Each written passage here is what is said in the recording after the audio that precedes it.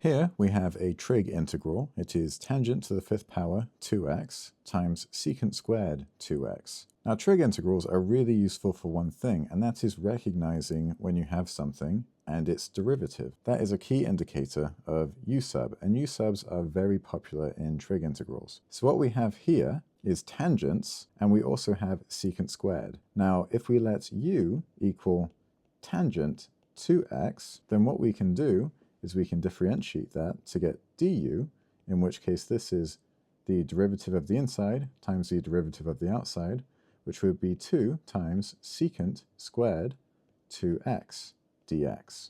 Now we have here secant squared 2x, which we also have here, and that allows us to divide all of this by 2 to clear this 2, and then divide this side by 2. And so what we can do now is we can rewrite this entire integral as 1/2 times the integral. U is equivalent to tangent 2x, and we have that to the fifth power, so we can write u to the fifth power, and then du, once we've dealt with the 1/2, is simply secant squared 2x dx, which is the remainder. So then we write du here. Now we just need to solve this integral, which is fairly straightforward.